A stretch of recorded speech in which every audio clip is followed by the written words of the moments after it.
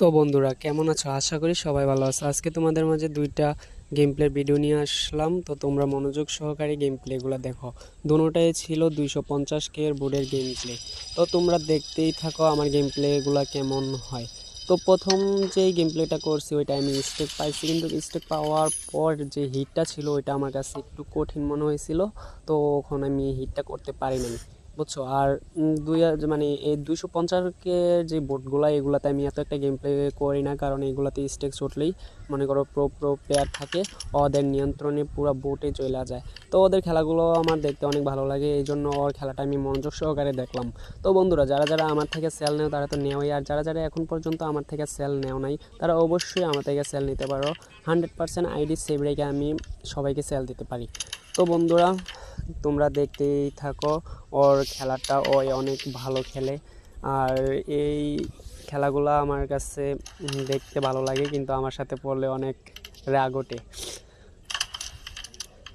তো তোমরা দেখো, ওই পুরো বোটে নিয়ন্ত্রণে নিয়ে আনিল। আমার তো আর স্টিক দিবে না, ওইটা আমি ভালো করেই জানি, তারপরেও ওর খেলাটা আমি দেখতেছি। তো এই গেম প্লেটার পরে আমি আরও 2-3টা গেম প্লে করেছিলাম, ওইগুলো স্টেক পাই নাই, ওইগুলো পুরো প্লেয়ারদের সাথে পড়ছিল, ওরাই উইন হয়ে নিছে। তো নেক্সট আরেকটা গেম প্লে করবো এখন, দেখো। তো ওইটাও পড়ছে তোমার অটো প্লে, কিন্তু ওইটা অটো প্লে হইলেও আমার মানে ভাগ্য অনেক ভালো ছিল। তো তোমরা দেখতেই থাকো। আমি প্রথমে হিট পাইছি, তো এই হিটটা আমার কাছে একদম ইজি মনে হয়েছে।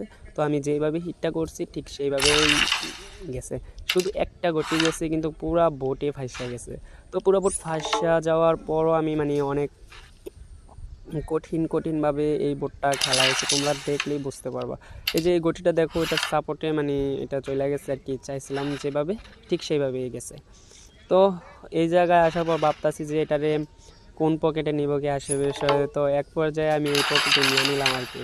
তো ভাবছিলাম যে এই পকেটে নিলে তোমার পুরো বোটে আবার মানে ছুটা যাবে, কিন্তু এমনটা হলো না। তো এখানে আসার পরও পুরো বোটে ফাইসা রয়েছে। তো একটা গটি কিন্তু তোমার ইজিলি ভাবে যায়, চাইছিলাম যে হিট দিয়া নিতে, কিন্তু হিট দিয়া নিই নাই। তো ইজি করে আমি নিছি। তো নেওয়ার পর আমার আর শুধু একটা গটি যাইতেছে।